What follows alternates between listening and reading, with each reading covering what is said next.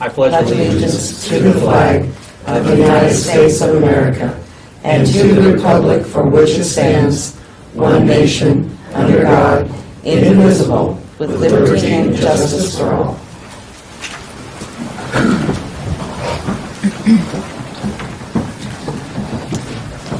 Good morning. Welcome to the June 7th, 2018 meeting for the Shawnee County Board of Commissioners. My name is Kevin Cook. I serve as the chair of the County Commission, and joining me today is Commissioner Shelley Bueller. Good morning. Good morning. And Commissioner Bob Archer. Good morning. Good morning. Madam Clerk, if we could start with our first item. Item 1, proclamations, presentations, recognition and approval of the appointment of Kira Johnson to the Jayhawk Area Agency on Aging Board of Directors. Commissioners, this is a position that we had come available through the Jayhawk Area of Aging, and Ms. Johnson has submitted her name as a possible candidate to fill this position. I know that she's here. Ms. Johnson, if you would come on up just a little forward, just recognize you. Hey, you might get on. You might get on TV tonight. I understand that you live in Shawnee County and out in Auburn, and that you're a graduate of Washburn. And if you would just tell us just a little bit about who you are And you might have to step back. Stay at the podium there and get your voice on. Use the microphone. That's great. Okay. Kira Johnson. I'm a master's level psychologist. I'm currently the director of the Senate Bill 123 program for the Sentencing Commission. I live in Auburn. I have a horse farm. I do all my own stunts. So. Great. Well, I thank you very much for your application, and I'm very encouraged to have you join or represent Shawnee County on the Jayhawk Area Aging. Commissioners, anything? No, we're just appreciative that you are willing to serve. So thank you. Thank you. Motion to approve. I'll second. Motion to approve by Commissioner Archer, second by Commissioner Bueller. All in favor, say aye. All opposed, passes 3-0. Thank you very much. Thank you. Our next item. Item 3, consent agenda. There are 5 items on the consent agenda. Are there any questions? Move to approve as presented. Second. Motion to approve by Commissioner Archer, second by Commissioner Bueller. All in favor, say aye. All opposed, passes 3-0. Our next item. Item 4, new business, A, County Clerk. Number 1, consider all voucher payments. Vouchers are totaling $1,848,080.20. Pooled cash has $296,115.63. Most of that is capers. The equipment fund has $292,271.00, and in that is included a purchasing of dump trucks. Number 3 is sales tax, $208,769.68, and this is for the Expo Center renovation, for Horst Terrell and Karst Architects, and for Willis of Greater of Kansas Builders Risk Insurance. Those are the 2 items that are included under that. Of note, too, is the $51,219.76 for the Maynard chiller as well, under building and maintenance. So I have no concerns or questions. Move approval. Motion to approve by Commissioner Bueller. Second. Second by Commissioner Archer.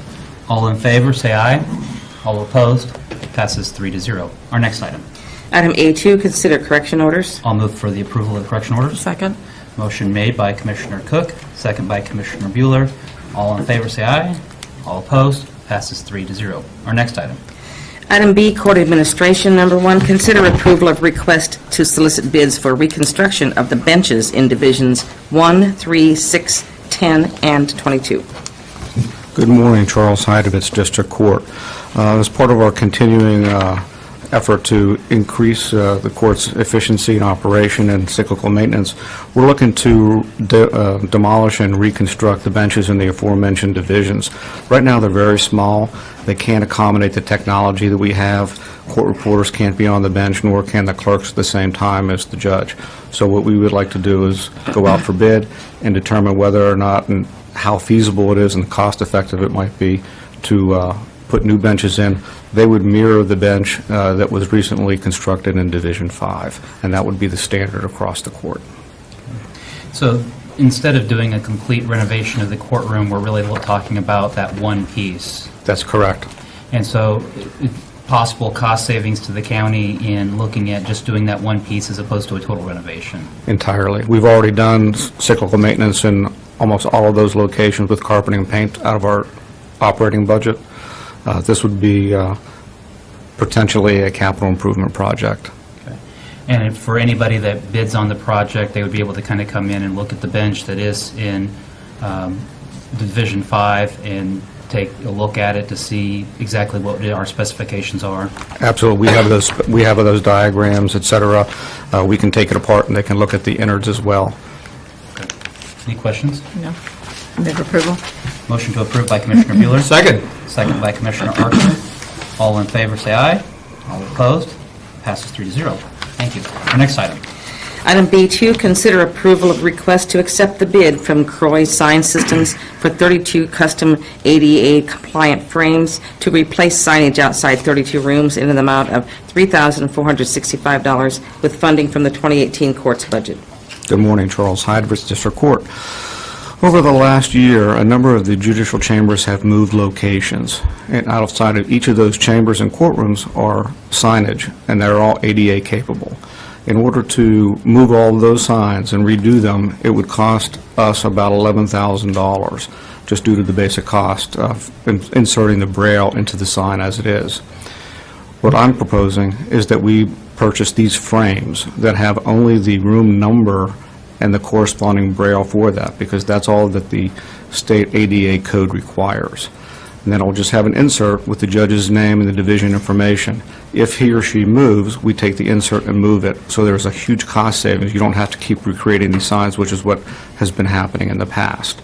So we're going to save over $7,000 of our budget in doing it this way. And from now on, all we have to do is just create an insert, whether we can do that in-house or still go outside, but even so, that insert is minuscule compared to the entire sign being redone. So based upon the cost estimate that I got from this one particular company, this is a custom-made sign due to the size that we request. We went out and got 3 bids. 2 were non-responsive. This is the only one that came back. Any questions regarding this? No. Good idea. I'll move for approval. Second. Motion for approval by Commissioner Cook, second by Commissioner Bueller. All in favor, say aye. All opposed? Passes 3-0. Thank you. Thank you. Our next item.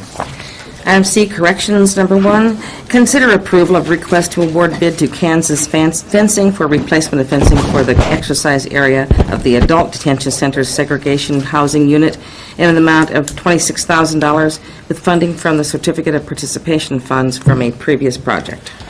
Good morning, Commissioners. Brian Cole, Shawnee County Department of Corrections. As you recall, that this was approved to send out for an RFP, excuse me, and we did receive one bid in the past that we did not think was responsible. It was well over what we thought was the budget that we got from some vendors that came in to look at the durability of the type of fencing we thought we would need in these areas. So we asked to reject that bid and go back out. We did receive 2 bids. The one bid we're asking to go with is slightly higher than what we thought the budget amount was, but we're looking at a more durable type fencing, something that the integrity will be maintained much better, reduce any accidents or removal or damage by the inmates. We've worked with this company before in other areas of the jail. They're a responsible company. We do have the money. We've met with Betty regarding these types of things. We have money left over from a previous project. We think this is a responsible bid and would like to be able to move forward. Questions for Brian regarding the bid? I'll move to approve. Second. Motion to approve by Commissioner Archer, second by Commissioner Bueller. All in favor, say aye. All opposed? Passes 3-0. Thank you. Thank you. Our next item. Item D, Public Works, number 1, consider approval of request to award bid for the purchase of up to 350,000 gallons of RS1HM road oil to Ergon Asphalt and Emulsions in an amount of $570,500 with funding from the 2018 Public Works Road Maintenance Fund, Monmouth Township's Road Fund, and Grove Township's Road Fund as required. Good morning, Commissioners. Tom Blanc with Public Works and Solid Waste. This is a Public Works item. As mentioned in the memo, we went out for bids for our road oil that we use to do our chip seal work throughout the summer. And we did receive 2 bids, with the low bid coming in from Ergon Asphalt and Emulsions. We have used them in the past. They provide a quality product, so our recommendation that we award the the bid to Ergon. If there's any questions, I'd be happy to try to answer them. Questions? Move to approve. Second. Motion to approve by Commissioner Archer, second by Commissioner Bueller. All in favor, say aye. All opposed, passes 3-0. Our next item.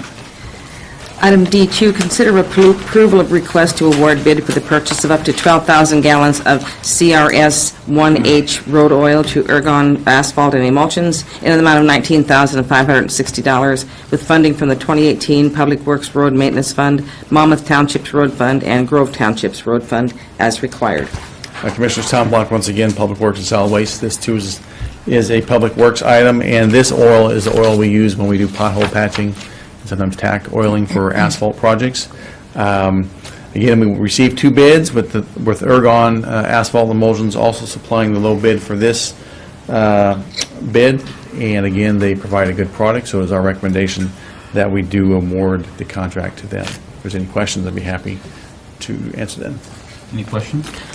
If I may, and we work with townships on particular projects that they're interested in? Yes. Monmouth Township has, I think it's about 35 or so chip seal roads, and potholes in their roads. We will we do the maintenance for Monmouth and in Grove. So we do all the bidding and for materials to help or to maintain their roads.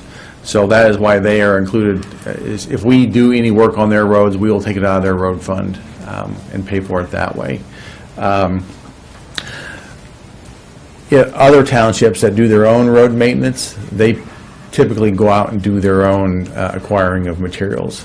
So we really don't get involved with them so much when it comes to road maintenance. But these 2 particular ones, since we do the maintenance for them, we do all the acquiring of materials and equipment and things of that nature.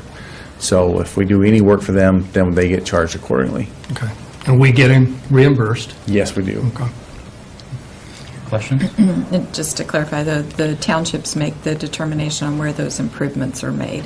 Yes, With consultation with Shawnee County, but yes. the townships are... The way I like to describe it is we are essentially a contractor for Exactly. them. And, on minor things, like everyday mowing, or maybe if we have to grade gravel roadways, we'll just go out and do that. But when it comes to anything of somewhat of a substantial cost, like the replacement of a culvert, or which roads they want to chip seal in a given season, or if they want to do any asphalt work, we get that direction from them before we will go do it, because that's a pretty substantial cost. And it's not just your normal, everyday type of road maintenance. So, but you are correct. We do get the direction from the township boards on items such as that. Any other questions? I'll move to approve and award the bid to Ergon.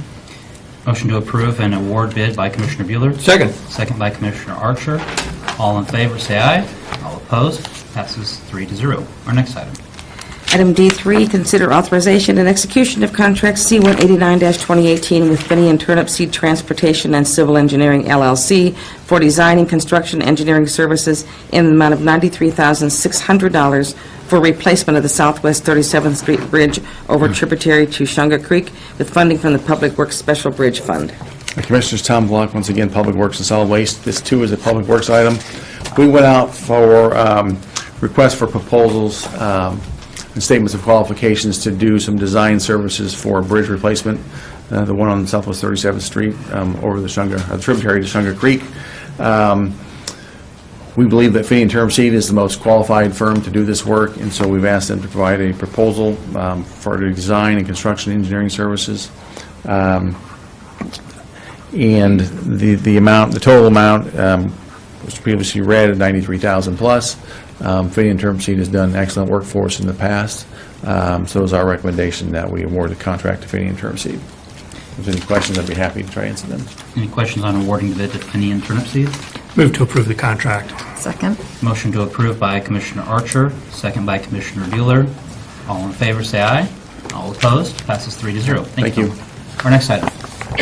Item E, Parks and Recreation, number 1, consider authorization and execution of contract C-190-2018 with Playwell Technologies to instruct camp participants in concepts of physics, engineering, and architecture at a cost of $5,000 with funding from the Earned Income Fund Recreation and General Operations for after-school and camps. Good morning, Commissioners. Susan Fowler-Hensler, Parks and Recreation. We're pretty excited about this activity for our day campers. Playwell Technology offers great STEM programs with Legos. They do thousands of camps around the country. And we have worked with them in the past where they come in and set up in our community centers and run their own camp. But Recreation Leader Riley Schaefer approached Clay Neal, the camp supervisor, about working with Playwell Technology to actually bring this program into the daily activities of the camp. So they'll spend 2 weeks with us, and all 450 kids for those weeks will get to interact with the Lego program and get to work with the architect and the engineering and just touch on all those fun activities. So we're looking for approval for that agreement, please. Questions regarding that agreement? I'll move for approval. Second. Motion made for approval by Commissioner Cook, second by Commissioner Bueller. All in favor, say aye. All opposed, passes 3-0. Thank you. Our next item. Item E2, consider authorization and execution of contract C-191-2018 with Fast Track Excavating, Inc. for the Clarion Park Pond improvements with funding from a grant in the amount of $40,000 and additional funding of $18,750 from the Parks and Recreation Building Maintenance Fund and $33,000 from the Capital Maintenance 3R Fund for a project total of $91,750. Good morning, Commissioners. John Boyd, Parks and Rec. We're seeking approval for this contract to do some park or pond improvements at Clarion Woods. This is actually a CFAP grant that we're participating in. They will actually pay $40,000 of that. The bids came back in a little bit higher than we expected, but they bidded for the whole project, and we determined that once they was mobilized, that it was well worth the extra money to go ahead and complete the whole project at that point in time. We originally bid we originally estimated $58,000 for the project, and it was an additional $33,000 to complete it. And so we utilized our on the west side of the pond, and I'll show you a map here in a second. Just clearing brush, doing some bank stabilization, and doing some riprap work. I think we talked about it probably last summer a little bit, and that's what we're talking about with Fast Track here, only on a larger scale on the east and south side of the pond. What they're also going to do is replace an outlet tube in the dam, which we had talked about. I remember I spoke with Commissioner Cook on the phone a little bit about that at one time was a high hazard dam. We just need to get that tube draining again. Put a trash guard on the inlet. That was part of our problem as well. And, you know, the ultimate goal here is just fishing access, which was a little bit limited. Here's our map that we had provided to the contractors at a pre-bid meeting showing, the blue shows what we had already finished in-house. The green is what needed to be dredged, and showing the arrow showing where the bank stabilization needs to happen. We did a lot of brush clearing in-house in the last month or so. There was brush all the way down to the shoreline, so like I said, fishing access was pretty limited. In about a day or two with a rented machine, our staff was able to get a lot done, just in preparation for some larger machinery coming in. That's kind of showing the dam and some of the work that we had done in-house. So the outcomes here, again, we're just looking at proper drainage, taking some pressure off of the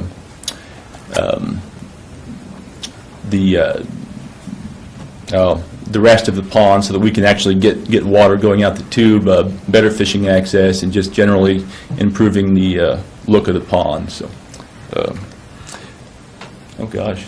All right, well, I'm going to leave it alone, but I can answer any question between John and I, I think. Tom, when we went and did the first renovations to the Clarion Lakes Pond, we talked about improving the access for handicap accessibility. And so is this project going to include more handicap accessibility or more accessibilities, or just really dredging and clearing? It's really just dredging and clearing, and this is kind of a second part of a first step, I suppose, just getting the pond to where it can support anglers a little better. John and I had talked about applying for a grant maybe next year. We estimated what it would cost to do a concrete walk down there to make it a little bit more accessible. It's going to be a lot more than a grant would pay for. And this is probably looking too far ahead, but we know that at some point we'll have to move that parking lot because the city had gotten a larger easement for that water line, and now we technically don't really own that parking lot anymore, so we're going to have to move a little bit. So probably it would be smart maybe to figure that out before we think about a walk, where it's going to come from, I suppose is what I'm saying. Sure. And then as far as the pond itself, do we have any idea of, how many people use the pond? Or I know we don't have anybody out there monitoring it or on site, but do we kind of have an idea of public usage? It's gone up quite a bit in the last year since we've done the original bank work. Every time my staff comes in, they've talked about how many people they've seen out there. Of course, like you say, we're not there on the weekends or the evenings, but just based on what we've seen during the workday, it's gone up quite a bit. So. Okay. Commissioners, I meant to ask, is this the one that we also stock with the Kansas State Fisheries Association? Yes, that's what allows us to use these CFAP grants. It's part of that. It's enrolled in that program, and that sure does help a lot. So. And what do we stock the pond with? Mostly channel cat. I don't know that there's creel limits posted out there for bass and crappie, but I don't believe those are stocked on a regular basis. I'm just glad you answered fish. Yes, out there. Any other questions? Yeah, the CFAP, that's the Community Fisheries Assistance Program, so that's the grant, and it's awarded by Kansas Department of Wildlife, Parks, and Yes. Tourism. Okay. And then, do we have to maintain water quality and all that, and testing? We do. If we've had problems in the past with Eurasian milfoil at a very Yeah. small scale there, and when those kind of things happen, our contact with Wildlife and Parks, they're real good about offering us, their biologists to help us with that. They've been out there with their boat and helped us treat that stuff before, so Good. we've got a pretty good relationship with those folks. Good deal. Thank you. Any other questions? All might have been asked and answered. Thank you. I'll move to approve the contract. I'll second. Motion to approve by Commissioner Archer, second by Commissioner Bueller. All in favor, say aye. All opposed, passes 3-0. Thank you very much, Thank you. Tom. Our next item.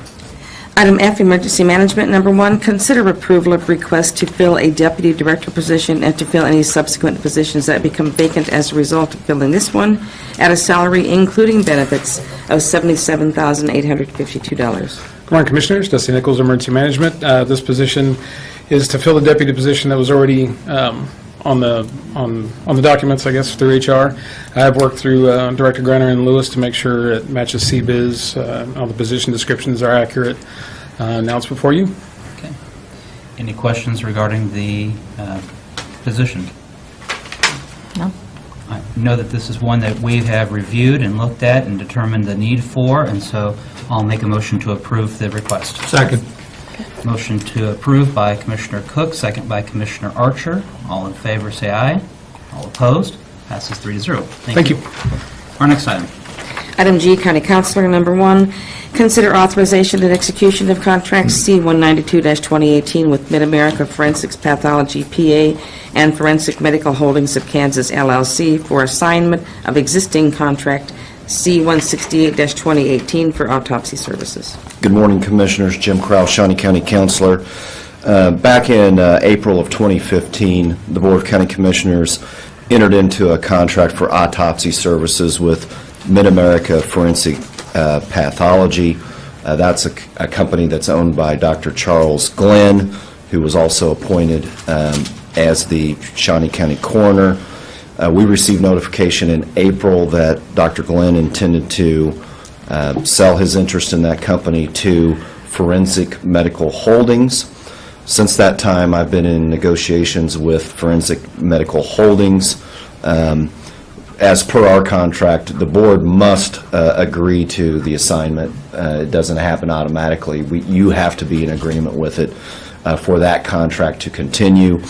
I have negotiated some provisions to add some additional protection to Shawnee County so that we ensure that our work in Shawnee County, the services to our community, is prioritized under the contract, and also to increase the reporting requirements under the contract so that we can gather some additional information that's involved in the work in that office, and I will report that to you if approved, if this assignment is approved.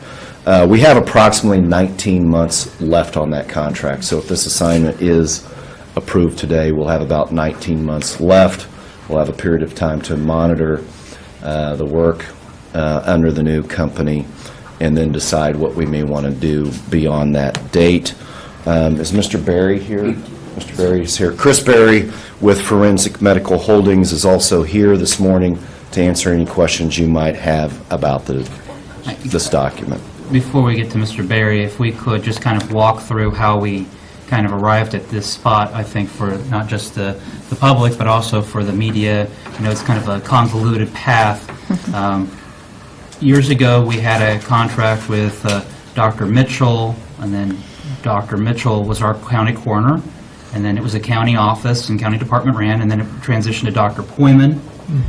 And from Dr. Poyman, then it went to Dr. Glenn, and then Dr. Glenn had designated as a coroner. And how do we designate the coroner? The coroner's designated separate from the coroner services, and so. Correct. It's a little bit confusing, but the Shawnee County coroner is an appointed position that's appointed to 4-year terms by the Board of County Commissioners. This contract runs concurrently with the current coroner's term. So Dr. Glenn is still appointed as Shawnee County coroner. That may be something you'll want to reconsider depending on how services shake out underneath this contract and how things appear moving forward. But yeah, that term runs concurrently to this contract. We have a separate business contract with first Dr. Glenn and his company, and now, if you approve this assignment, with Forensic Medical Holdings to provide the pathology services to the county. When Dr. Glenn came on board with, he had made a request to privatize the coroner's office with MedAmerica Forensic Pathology. And I know that we had quite a bit of discussion at that point as to what would happen with our county employees as our county employees became employees of the MedAmerica Forensic Pathology. And so when that happens, when we privatize the coroner services, we had a contract in place, and for that, and again, we have oversight over that? Yes, we do have oversight through the contract. And again, like any of our agreements that we have, if we're not satisfied with the services that are being provided at the end of that term, we can go out for RFP, explore our options. You always have the option of reactivating that as a county office if you choose. We've been through a couple of different models on this. Our current model is to contract those services out. Going way back to when Dr. Mitchell was here, and this is before Commissioner Arch and I got here, Commissioner Bueller, there was quite a bit of hubbub about whether or not Shawnee County was subsidizing coroner services. And so a question may be asked is, are Shawnee County Coroner's Office doing autopsy work for other jurisdictions? They do, and that's why, and they do, and the point of that in what we want to focus on in that increased reporting requirement is to ensure we get information to make sure that we're not subsidizing other counties. In fact, because other counties are using our facilities, our Shawnee County taxpayers get a benefit from that by reducing the costs overall. That's what we want to make sure that that's the arrangement that we want, is that we're not paying more to subsidize others, but in fact we all benefit from this arrangement. And we saw that direct financial benefit when we went to a privatized with Dr. Glenn's company, MedAmerica. We saw a reduction in the amount of the coroner cost. And so, is there any change in the cost with this assumption? No, it is a straight assumption of the contract. The financial terms were not changed. So currently, I believe, I talked to Betty about this, it was our current subsidy is around $535,000 minus some costs that come back to us for rent and other minor items. And that won't change. And I know that we've been contacted by individuals that are concerned about what will happen with this assumption of the contract, how this will affect Shawnee County services and responsiveness to autopsy services or releases of bodies for funeral proceedings. We continue to have oversight over the contract. Yes, we do, and we will continue to do everything we can to maintain at least the same level of services that we've had, and hopefully we may even get improved services. I know that with our assumption of the contract, we do have one major provision, which is going to a monthly reporting. Correct. And so what exactly do they need to provide to us on that? Well, I will discuss that with them, but what I'm looking for when I wrote that provision in there is I want actual statistics on the number of types of services that are provided to Shawnee County versus the number of types of services that are being provided to other counties, so that we can track what's being done through our office and, like I said, ensure that we're not subsidizing other counties, but actually our community is reaping a benefit by those services being provided to other counties in terms of cost savings overall. And finally, while we still have 19 months left on the contract, if we find that services are really dropping off and we're dissatisfied, we do have the ability to terminate the contract. Right. Like most contracts, there's a notice provision where we would provide notice over the issues that we're unsatisfied. They would have a 60-day period to cure or address those issues, and if they do not adequately address those issues, then we can go ahead and terminate the contract if we're unsatisfied. Commissioner Mueller? I don't think I have anything Commissioner to add, really. Mr. Berry, if you want to tell us a little Morning, bit about Commissioners. your company. And Sure, I appreciate the opportunity. I'm fairly familiar with the history of the Shawnee County Coroner's Office. I had the pleasure of working with Dr. Mitchell and Dr. Poyman over the years, so I appreciate the opportunity. We're kind of as part of that, we're aware that Shawnee County's made a large commitment in terms of the facility and the infrastructure and other things that we get to enjoy, as part of serving the county in the office. We don't have any plans at all to substantially change the workload that's there, or really there won't really be any noticeable change in the day-to-day services overall from what the police and everyone are accustomed to right now. We actually look forward to hopefully being able to maybe improve some issues with staffing and things that have perhaps been a challenge with the current group. We're a little larger organization, and just have the benefit of some extra resources and things that we can bring in to make sure staff's getting appropriate amounts of rest and time off and some things like that. So we look forward to the opportunity. I'd be happy to answer any questions and things that you guys have about it. questions for... I do not have All right. any. No. Thank you for being here. Okay, thank you, folks. Sure thing.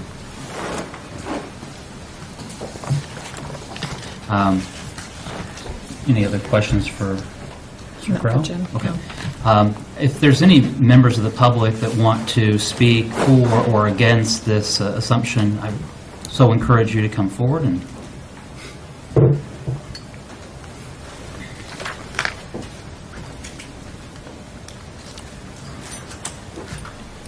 Good morning, Commissioners. I'm Annette Carper. I work, I guess, with Forensic Medical at this point in time. I did work for Mid-America and then also with Shawnee County Coroner's Office. I have some documentation that can prove that we have drastically changed the way we do things, the way we handle the out-of-county cases does affect how we handle the Shawnee County cases. I'm not sure if that documentation that you guys have been provided in the past with Forensic Medical is accurate. My coworker and I, we keep those stats. We make a big deal to keep those things in order. Right now, she and I are basically we basically run the office, and we have been for the past 3 years. We have seen an increase in, let's see, we're doing 13 counties? 13 counties at present time. Shawnee, and then we started with Valencia County in 2015, and then we've added 6 counties that are down south close to the Oklahoma border. Those cases are transported in, and they are held at priority. At times, if we've been working on a Shawnee County case, we've had to stop and then work on the out-of-county case to get those back, because usually the transporters will wait either in our office or go do errands around town in order to get that case out so that they can get back to Seward, Haskell, Meade, Stevens counties down there in the lower portion of Kansas. The money that Krista and I put together, it's basically the budget for 2015. We feel that we could go back to county and probably save the county close on the ups of $100,000 a year. I don't know what the budget would be. If it's based on what Dr. Glenn is getting now, that forensic medical will be, we could probably save close to $100,000. And the services that we were doing would be continuing to be like they were prior, with not having those outside counties. Current time, Dr. Martinez has been doing the autopsies. He's been here since July of 2017. I have documentation in here. He has done exactly the same amount of autopsies for 2015. His reports are out on a more timely basis. He's been in the office more. He's more freed up to talk to families, to talk to doctors, anyone else that he needs to be available to. And that has continued on into this year. He's done the majority of the cases, as Dr. Glenn is not in our office anymore. That's about all I have. Did you guys have anything? This is Dr. Martinez. I don't know if everyone knows him yet. And make sure that you introduce yourself. So I'm Dr. Martinez. I'm currently Deputy Coroner of District 26 here in Shawnee County. I know that I've corresponded a great deal with you in the last couple months, and I know that there's some stipulations written in place to help protect the office if this does go through. But like I said, I know that I've been in contact with you regarding some of these issues, and I'm just making sure they haven't fallen on deaf ears. I know that they're trying to not change the office much in terms of volume so that it can protect Shawnee County's cases and make them a priority, but I believe that you guys are also familiar with, from my frequent emails, that as part of this company, I will be expected to do a significant amount of work in Kansas City as well. And I believe the numbers that they are asking me to do, and I'll talk about that in just a second, are far in excess of what is good for business and good for work, good quality work. The National Association of Medical Examiners is the accrediting agency for accredited offices in the country for forensic pathology. They have a goal of doing between 200 and 250 autopsies a year with a relative maximum of 250 cases. And I've been told that I will be doing about 350 to 360 cases a year. That's the goal. Currently, employees at Forensic Pathology, or the Midwest Pathology in Kansas City, do upwards of 450, even close to 500 cases a year. They're a company that's not worried about employee happiness, employee satisfaction, good quality work. They're worried about turnaround time, getting the $1,500 per case that they get. Anyways, like I said, the maximum that the name recommends is 250 cases.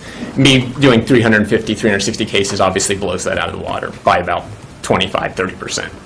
That can't be good for business. It's not good for me. It's not good for Shawnee County.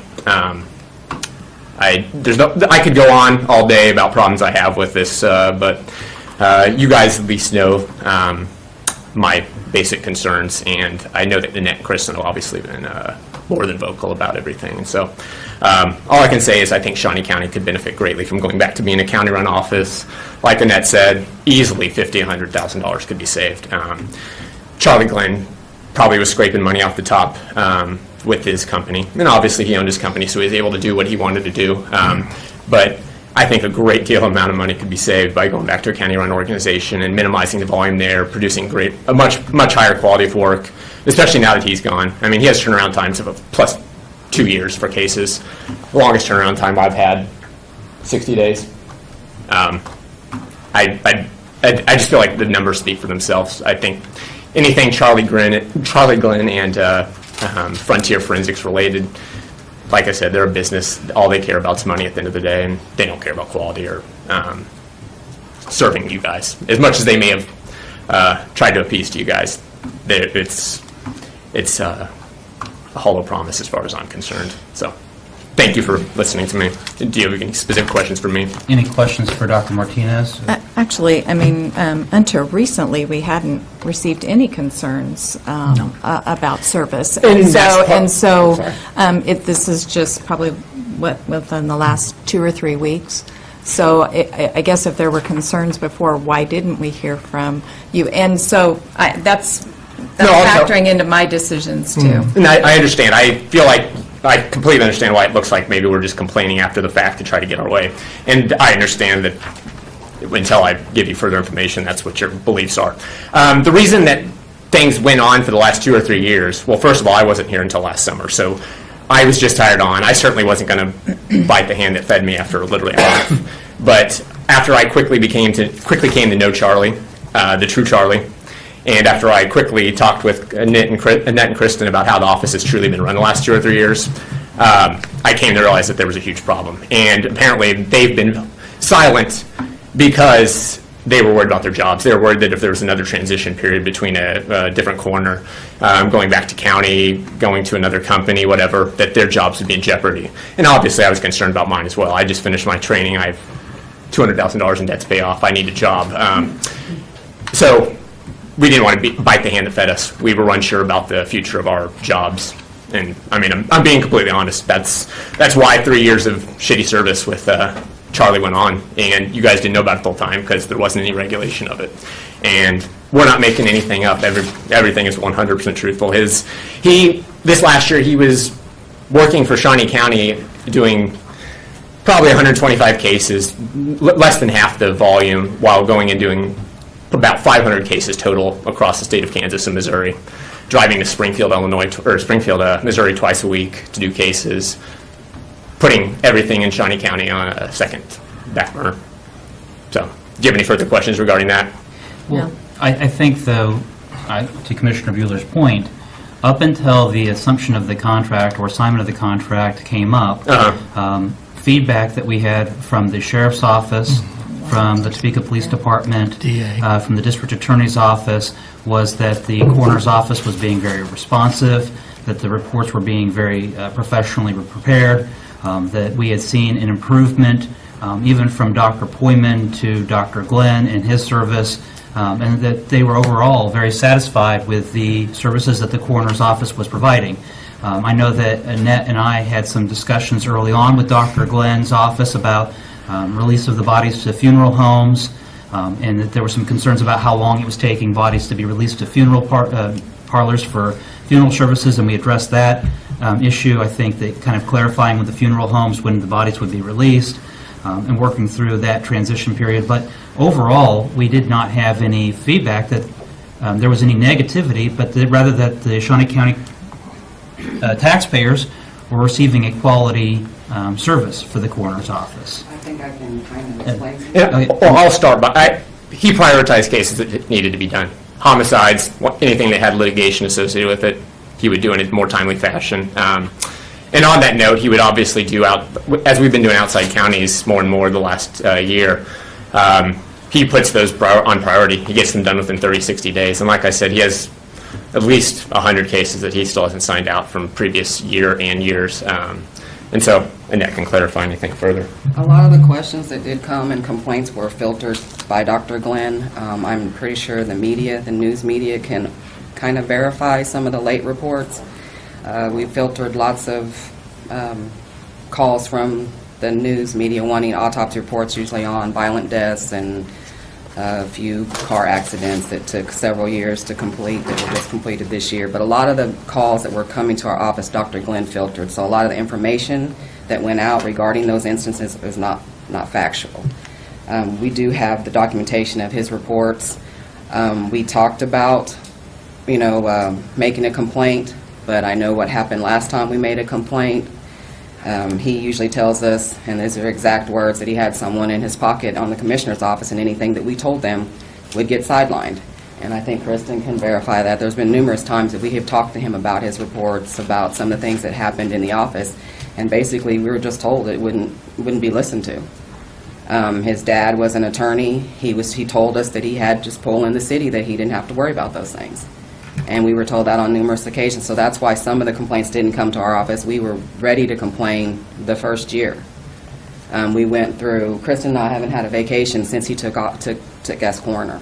We don't have time. We do everything else in the office. A lot of the stuff that he takes credit for in the office, he would have no clue. Right now, he would know what's in these folders, because the documents and the information that he gets from us. We handle most of the stuff that goes on in that office. And that's part of the reason why, the complaints we felt would fall on deaf ears, because of the things that he's told us. Annette, how long have you worked with the coroner's office? I was an intermittent employee since 2005, and then I became part-time and then full-time. So really, from 2005, so over the last 13 years, you've worked with the Shawnee County Coroner's Office, and so you've seen a lot of different transitions and changes over the last 3 coroners. Yes. Now, and so watching it go from a county operation to a private corporation to now a different possible corporation, and you talked about taxpayer savings of upwards of $100,000. Do you have that documentation as to how we would save that? Yes, we printed a budget that was being worked on in 2014, 2015. It was to help Dr. Poyman get back on track when there was some issues. We have that here today. We were just basing it on what we knew that Dr. Glenn was getting from Mid-America. And then if we went back to that, it would actually help us a little bit more, because we're short a nighttime investigator, and involves money for another second investigator, which we only have one now. Kristen and I work the 40-hour work week, plus we're on call between the two of us 5 nights a week. So we work on call all night, plus during the day. So that would leave money in the budget for that, and still possibly go back a good close to $100,000. There might be some, factoring in of different things, but it would be a lot, considerably less than $500,000. Dr. Martinez has said that he could work for a considerable amount less than what Charlie was getting for the coroner. So we've talked this amongst ourselves. We've got documentation. We have stats on all the cases that we've done since 2015. We also have it pulled out, separated on the out-of-county cases that we do, the percentage of the county and out-of-county cases, the counties that we have them separated out, and what counties that we do. We have the turnaround time for autopsy reports. I do know that the media has called on several reports. He's only close to 100 behind for the last 3 years. Dr. Martinez has kept up with his reports. I do know when we had the issues in 2011 with Dr. Poyman, one of those issues was the autopsy reports being completed on a timely manner. Name accreditation is brought up a few times, I've heard. We operate under name accreditation standards as much as possible. The only thing that has kept us from that is the turnaround time on the autopsy reports and the amount of cases that are done by the pathologist. Everything else in our facility is run up to name accreditation standards, and has been since I've been there. Dr. Mitchell put that in place, but couldn't because he was part of Frontier Forensics, and we couldn't because we had too many autopsies. But other than that, all the OSHA standards, all the accreditation standards we do on a daily basis in our facility. Commissioner Archer, any questions? Well, I just recall when it was a county-run operation, we had nothing but problems. We had reports that were late, that were not turned in. Testimony in court was lacking, I guess would be the correct term. Yeah, it is interesting how at the last minute when we make a change, then we hear these kinds of issues. I understand that, and I have documentation that goes back all 3 years, and like I said, we were worried about our jobs. Okay. I understand that, but you have an obligation to elevate issues to the commission when it's appropriate. Every employee does. There's a hotline We aren't county employees. Excuse me, sir? I'm sorry, I was just letting you know we're not county employees, so we don't have to... I understand that, but everybody has obligations to report to the commission. If there are issues, there's hotline available that we take seriously. I'm not aware of any issues that have come up before. I do know what we had before, and I do know what we've had since Dr. Glenn has been involved, and the improvement has been dramatic from the customers, the TPD, the district attorney's office, and the sheriff, and I talked to them about it. Some of that is not actually Dr. Glenn, it's actually the employees. Dr. Glenn has been on maybe 5 scenes in the 3 years. Some of the feedback you're getting is probably based on the employees that the TPD and the sheriff's office deals with. We had a meeting with sheriff's office 2 months ago now regarding some things that just didn't get handled. We have an employee in our office that should not be. She's just not a fit. And it's going to go back to like it was in 2015. We had an employee there was some issues and we couldn't figure out what to do. And that's when it became privatized, and then she did not get hired on, and we have that same issue now. I'm sorry that we could not notify of everything that happened. I do know that there were calls to the commission regarding late reports. I do know that because Charlie told me, and he just lets them know that he's really busy and he'll get to it. But a lot of the complaints that come to our office, the staff filters. I mean, we let the news media know, why the autopsy reports won't be complete. But when you have someone telling you, it's going to fall on deaf ears, they're not going to care. They don't care about that. That's what we've been told. Now, we do have the documentation, our stats, that proves exactly what's what. It's black and white. There's no question. It may not have been reported to you, and if I felt comfortable and felt like my job wasn't in jeopardy, I kind of think you would know from the last time, because we did this with something happened with Poyman, and I was right there to let you know too. But this particular time, we were basically told our jobs were in danger. Now, Ms. Carper, I would let you know, and before I begin, if there are members of the public that have something to say, please don't shout out from the seats. Please do come up, and for professionalism and decorum, we can't just shout out things over the audience, and so, but please do come up and we'll listen to anything that you have to say. But Ms. Carper, when we first began the discussions about the assumption of the contract, you emailed me as a commissioner. We had an opportunity, we sat down with the county councilor and went through the concerns that you had with your other fellow employee. I know that I've had multiple phone conversations as well as emails with Dr. Martinez to review what the concerns were. The commission has taken this very seriously. We've had a number of executive sessions to review the contract and where the county is. This is not something that just fell on deaf ears. This is something that is of utmost importance to the county and the county commission, because nothing can be more traumatic than losing a loved one and knowing what happened. And when the coroner's office is involved, that's what we're talking about, is losing a loved one and knowing what happened. Right, and when we do that as our office, as small as it is, we know each and every case. We don't know an autopsy number. I know the last time I was here, I had a lady that had called, and her case was 6 years ago. And I knew exactly who she's talking about. I know what her issues is and what she's wanting to talk about. Sometimes we get families that they have a question, they've read the autopsy report again, and they want to know something. We know these families. We go into their houses, we go into their homes, we go into their lives at a really, really difficult time. And when a facility is doing 1,400 cases a year, you're not going to know those people. You're not going to know who they are. The pathologists, they do the autopsy. The investigators do the legwork. We talk to the families, and then we talk to the families after. A lot of cases, if it's just a basic open shut case, an autopsy's done, a report is written. That's about it. A lot of times it's Kristen and I who are usually talking to those families, and it can be years later, and we still know who those families are. And like I said before, I'm very sorry that there's issues that came up that we did not let you know. We handled them so we could keep going. But it was a lot of problems going on, and they were there when they were county. They were there not county, but I feel that there are solutions that we can do if we have a better communication with the commission. You haven't heard of the problem, so I mean, it's not those types of problems that are major problems. They're staffing problems. They're problems that we have that we don't feel the pathologist or the coroner should do. We feel that the coroner should be available. You don't hear that part about when they're not available when we're taking those phone calls. Dr. Glenn, I know it was in his contract that he didn't have to be in the office unless he needed to be.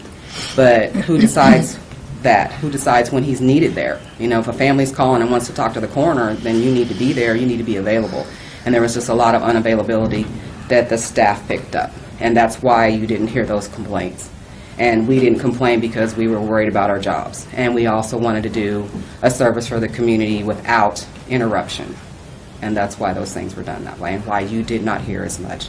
And you still know that that it did run smoothly. But it wasn't as smooth on our side. We just wanted to make sure that the public service was at the best it could be. Any other questions for Ms. Corbett? Well, and I appreciate that, but that was your job. Is that correct? Correct, yes. Okay. Yes. All right. Thank you. Thank you very much, Annette. Thank you. Any other members of the public? And I think, Mr. Berry, if you could come up. Sure. Again, you're representing the company that would be assigning the contract. You've heard some things today about concerns of the service or being behind on the reports. Do you have any response as to how these reports are going to be caught up or responsiveness to these reports? Sure. I guess first, obviously, I'd acknowledge that the staff has carried probably a heavier burden over the last few years than they perhaps should have. And just in terms of scheduling and things, I came up and met with the staff one day. I also met with the Topeka Police Department, with their supervisor over the crime scene unit to see whether there were any problems from an outsider's standpoint that they had identified. We're certainly interested in trying to improve any either internal or external issues that exist. Forensic medical, some of the numbers that were presented about our practice in Kansas City weren't accurate. We have new staff coming on as of this month and have been bringing in physicians to help to get our case numbers down within National Association of Medical Examiner standards. We are certainly interested in making sure that, the office is staffed appropriately, that the reports are both done well and done in good time. There's national standards about report turnaround time. We do weekly monitoring of case status, and our senior management has conversations with pathologists anytime there becomes a concern. If there are cases that start falling outside of national guidelines, then we document why that might be. Oftentimes there are additional studies or other things that come up that can cause delays with reports, but it's certainly something that we take seriously. I can't speak to all of the internal workings when Dr. Glenn was in Shawnee County. I can really just speak to what our intentions are going forward. We don't have any plans in bringing up any large volume of cases from outside counties, or really any intent of changing the workload significantly from what it is right now. We have hope that Dr. Martinez might be able to provide a very small amount of coverage, a weekend here and there every few months in Kansas City, but it's our anticipation that he would largely be conducting the practice up here in Shawnee County, and that Dr. Glenn and the other pathologists we have would be providing coverage whenever that's needed up here. And we have ancillary staff that's available to make sure that everyone's getting the vacations they deserve and needed time off and rest and that sort of thing, and make sure we're doing a good job for the public. I think that having had periods in my life where I've been overworked for long periods of time, you can have frustration and some other things build up.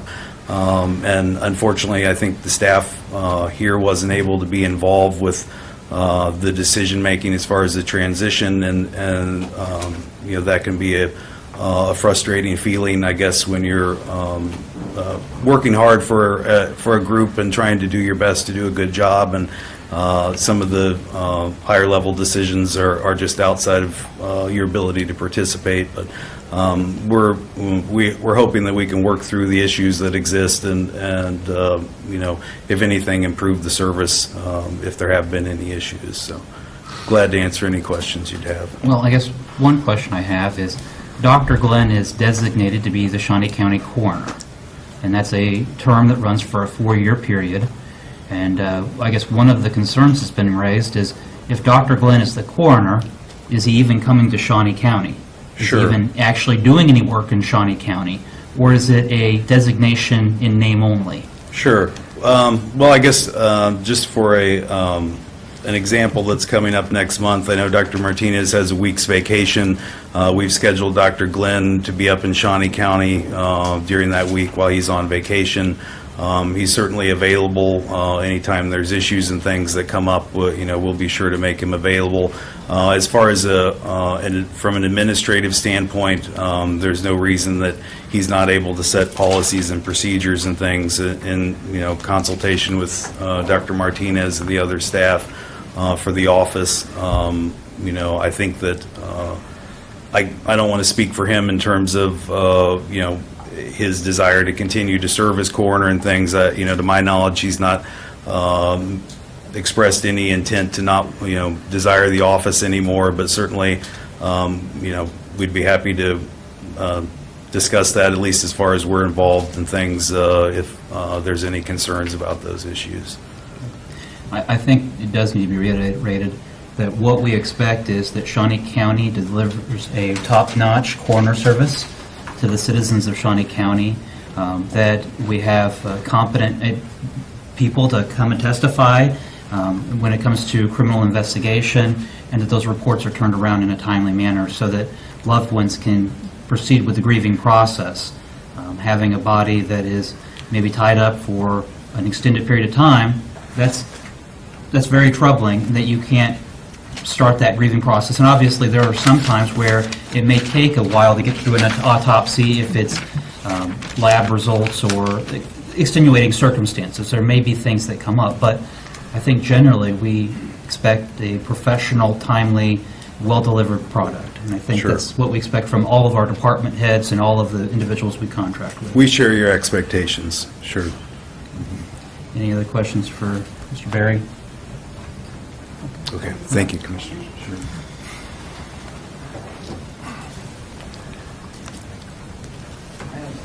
In regards to your question of Dr. Glenn being in the office, he has moved out of the office. He's cleaned out his office. He has not been an actual practicing coroner as far as doing autopsy since May 1st.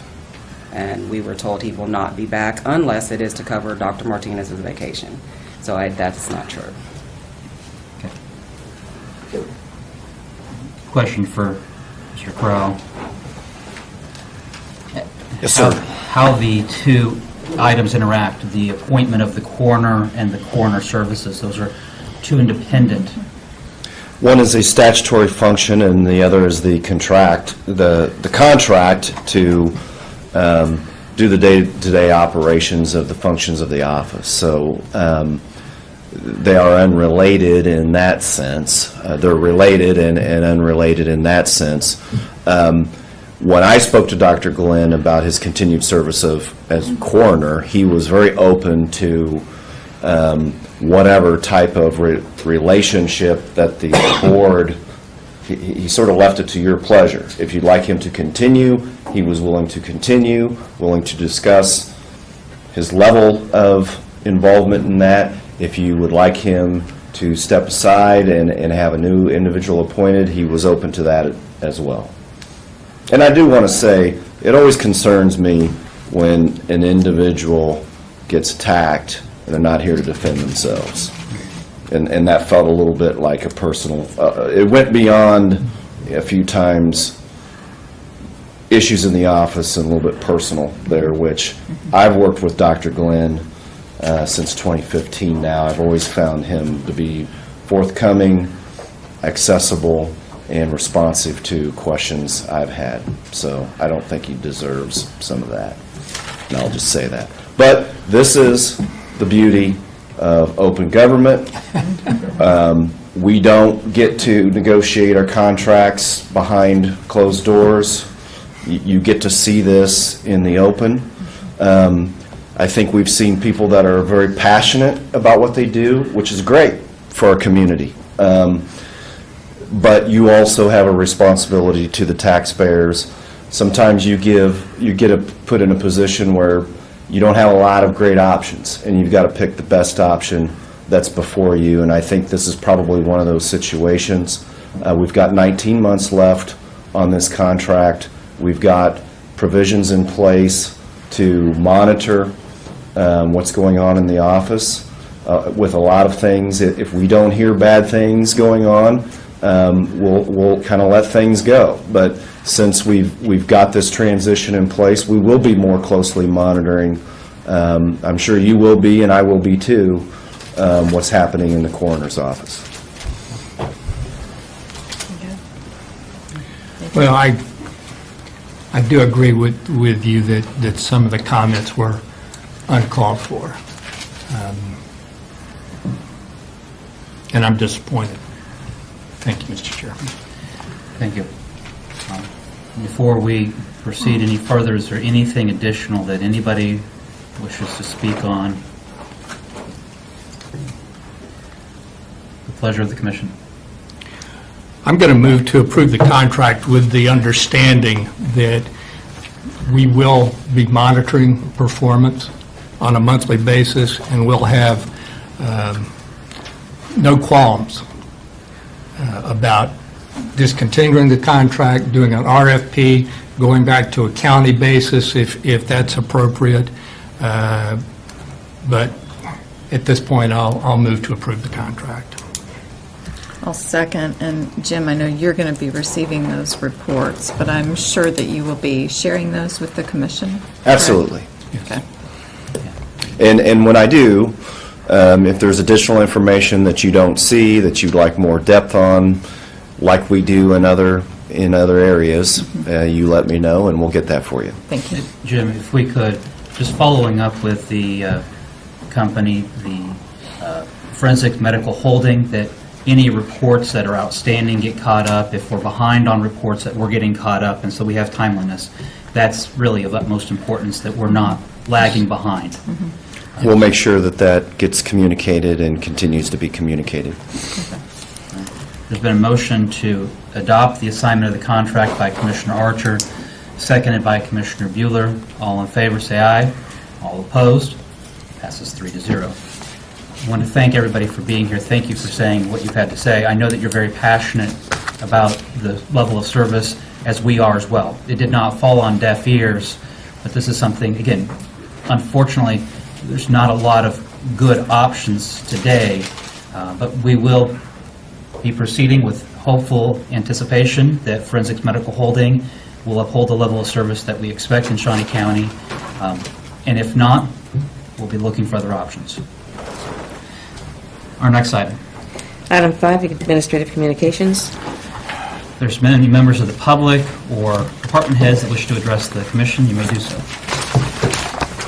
Commissioners Tom Black, Public Works and Solid Waste. I just wanted to announce today that we again will be teaming with the city of Topeka to hold an electronic recycling event this fall. The date that has been set is Saturday, October 20th, and it's going to be from 9 a.m. to 1 o'clock p.m. at the parking lot of the Expo Center. And again, this is for free collection of old recyclables. TVs, computers, I mean, they're just anything basically that has a cord for the most part. The only thing that would have a nominal fee to collect is the old CRT monitors, those old cathode ray tube monitor, old TVs, basically old computers, not the flat screens, but that's about the only thing that they would charge, because there's some additional costs apparently to dispose of some of the materials that is in those pieces of equipment. So anyway, Saturday, October 20th, 9 to 1 at the Expo Center parking lot. Right, thank you. So Commissioner Archer, if you have any other microwaves, hold on to them. Thank you, Mr. Chair.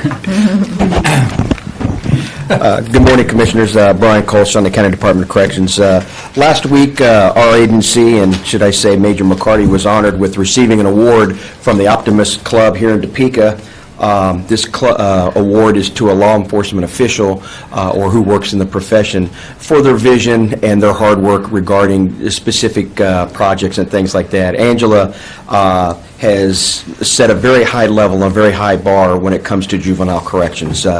She is a go-getter. She's has tremendous amount of vision. She's a hard worker. She has a lot of tenacity. She's led a lot of boards and committees regarding, JDAI and being one of the sites, and is always, should I say, one of those people who doesn't have a clean desk, is always looking to where juvenile corrections is going, and makes my job a lot easier, and is able to be a tremendous representative for the Department of Corrections, to be honest with you, when I don't know the answer, and I can always go to Angela. I know Angela doesn't like to talk. I know she had a great speech about how good of a boss and how much of it and giving her the resources she's needed, but this is one thing that, as part of my philosophy, that I've always said that I stand back and let our leaders and our next leaders in the department shine. And, this isn't about, it is about the department, but this was well-deserved. And I was very proud of Angela. And I think this is the second time somebody in the department has won this award. But I'm very proud of Angela. And this community, when it comes to juvenile corrections and just how things are going, they should be very proud as well, because Angela is top-notch. So with that, do you have anything? No, I don't like to talk in front of you guys at all. So it makes me so I did not expect this at all. I seriously thought it was just going to be like a paper certificate. Like they were like, hey, here's lunch and here's the certificate. I was pretty honored that it was an actual plaque. Like I don't think I've ever got one of those, so I thought that was pretty cool. So thanks. Congratulations. Congratulations. Well deserved. Thank you. Yeah.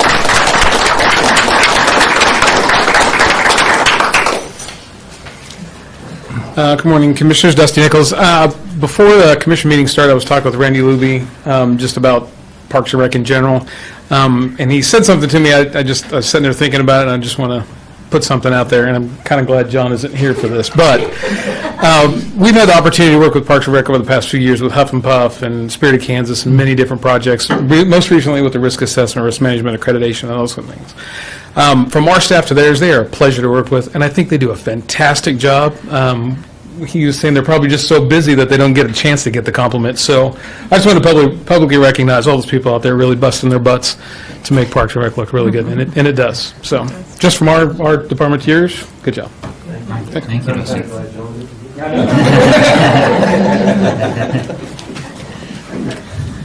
Any other public announcements? Administrative Communications, Commissioner Mueller? No, I don't. Thank you. Commissioner Archer? No. This is the season for emergency management to be prepared. Please take a moment, pack a go bag, please have a plan.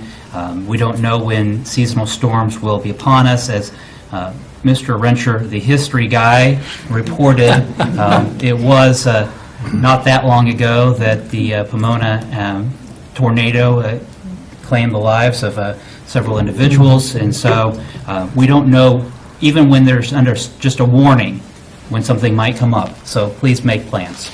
I don't have anything additional for Administrative Communications. Our next item. Item 6, executive session. There's not a need for an executive session today, so we are adjourned.